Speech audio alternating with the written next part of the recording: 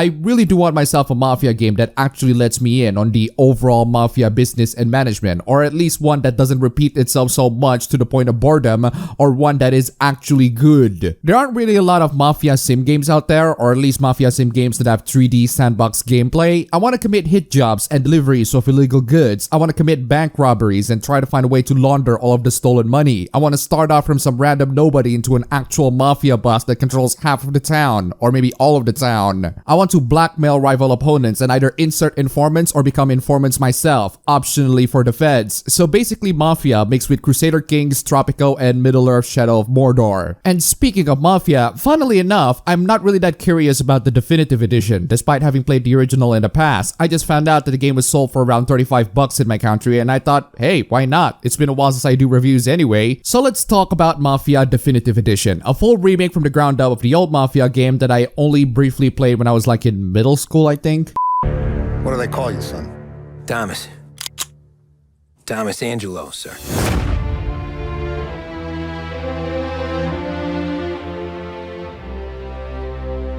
Mafia is the story of Tommy Angelo, just your typical cabbie on the city of Lost Heaven. The cabbie forms a relationship with two mobsters, Paulie and Sam from the Salieri family, when they try to escape from other mobsters. When Tommy himself got harassed by the mobsters as well, Tommy went back to Paulie and Sam for protection, and eventually got roped into the Salieri crime family business. The thing is, all of that was in the past. The game actually begins years later, with Tommy being questioned by a cop and asked to tell all of the details of his run with the Mafia, which is the framing device for all of the events leading up to that point. So we basically know what happens to Tommy. He'll give himself and the entire mob that he worked with to the cops. The question is, what led Tommy to betray the mobs and pull off a Henry Hill? Will he live his life like a schnook? I really love crime dramas and Mafia stories, so I am kind of excited to be able to roleplay as a Mafia myself, especially during the time period that the game took place in, which is 1930s America. But unfortunately, Mafia is only one part of the kind of game that I had in mind in terms of Mafia simulators. The definitive edition is a remake of a much older game, and therefore some of the mechanics are still comparatively archaic. So it looks like I'm gonna have to wait for that sort of thing to happen. So did Mafia Definitive Edition deliver on some part of the Mafia experience that I want?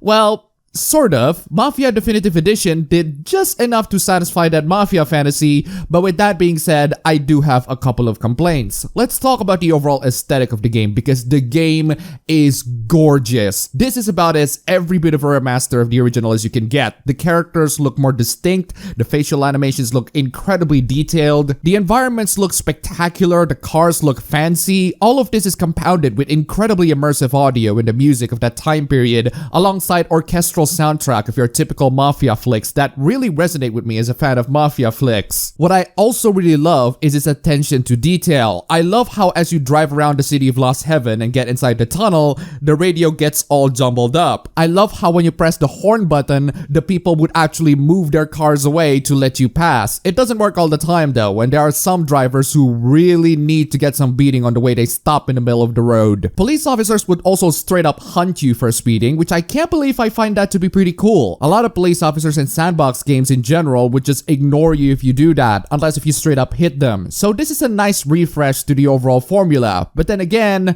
Mafia has done this for a while now, so it's not exactly new. That, and if you want the police officer to behave like your typical boring sandbox game, you also have the option to change that. So Mafia at least excels in terms of aesthetics, but cool aesthetics doesn't always make up for a good game or a good story. Before you all get excited that Mafia is a sandbox game, while the game lets you to free ride around Lost Heaven, the actual single player campaign itself is not a sandbox game at all. It's more like if you play GTA, except they just warp you straight into the next mission when you finish one, rather than let you free roam around the town doing other stuff. If the game wants me to judge it based on its story content, then let's judge it based on its story content. How is the story? Well, I actually really enjoyed it. It's not exactly The Godfather, but it would probably be good enough to get a mostly positive reception if it was a film, or at least if it was directed by Martin Scorsese. Tommy Angelo is a very solid and relatable protagonist. I really love that he's just an underdog everyday man who gets roped into the Mafia business because he has to, and the fact that the environment he's living in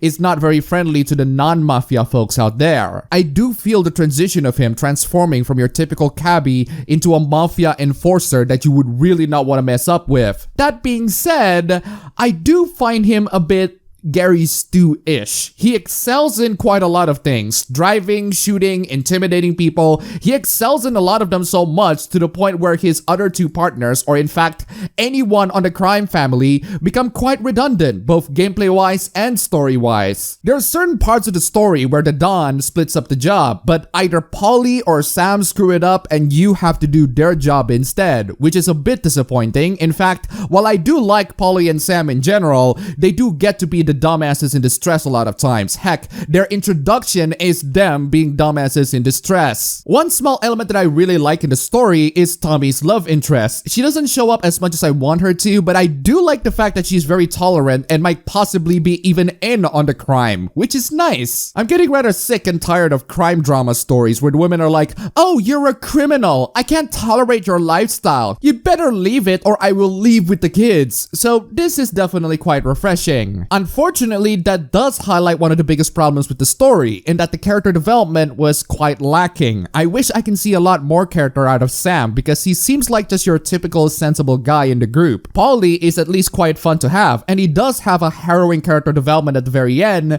but that's the thing that this game does frequently. Last minute character developments are not the best way to make me relate to them more. It just makes the writing feels lazy and contrived. In terms of the overall story, it's pretty okay. I do feel a sense of progression as it goes on, even if it's a little bit too rushed, because the game jumps from one time into the next. There are a couple of plot points that are brought up but never really addressed in a significant manner. Without spoiling too much, there's a certain thing that Tommy refuses to do, and I thought that's gonna be important, but they didn't bring it up again, or at least in a significant manner. Then there's the move that the Don pulled at the very end towards the three main characters that was never really addressed in why he did it, even though it's the primary driving motivation for the characters to do what they're going to do next. Then again, this is a remake of the old game, so a lot of the faults of the old game will still persist here. But I do think that if you're going to redefine a game as a whole, it would be nice that you do so for the story as well, by at least adding a little bit more content. Not that I know if the game actually did, because I haven't finished the first Mafia, so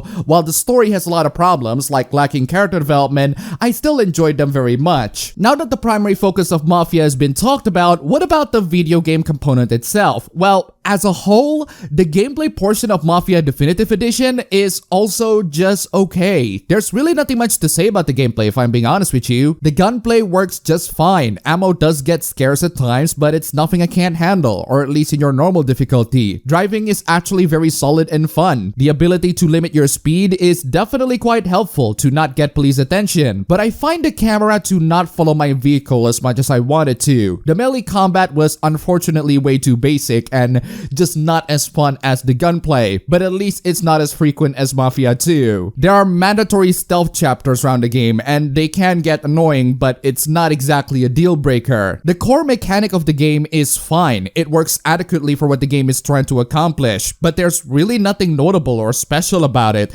It's just fine and perfectly functional, like a tissue paper. It's definitely a major improvement compared to the original, but they can't expand too much from the original either. I do have a couple of nitpicks. The game gives you infinity ammo at certain points, but not in others, which I find a bit arbitrary. You can only gain health through medikits, and there are times where they just don't appear at all for a significant amount of time. And most importantly, if you're playing the game just for the campaign, the game is very short. It's only 8 hours worth of single player content in my playthrough, and the rest is just free ride and collectible hunting if you're into that sort of thing. Now let's talk about the PC port. I'm running this game on my Acer Nitro 7 laptop with an Intel Core i7 9750H and a GTX 1660 Ti. It's actually a pretty solid experience. There are lots of options you can customize on the settings menu. The game runs at 60 FPS just fine for the most part, or at least on gameplay. Then the game has to resort to pre-rendered cutscenes that are rendered on 30 FPS, which is incredibly jarring and noticeable. Controller works fine with no issues, and I prefer to have my sandbox driving game to have a controller support at the very least. That being said, the game is quite buggy and glitchy at times. One warning message got stuck throughout the mission. I thought it was intentional, but then I load the next mission and the warning message is still there, which forces me to restart. Certain characters got stuck when I try to beat them up, which is hilarious. There are times where objective markers don't update and I had to restart from checkpoint. The life bar got stuck on a cutscene at one point for no particular reason. And my personal favorite glitch, the best drift of the 1930s.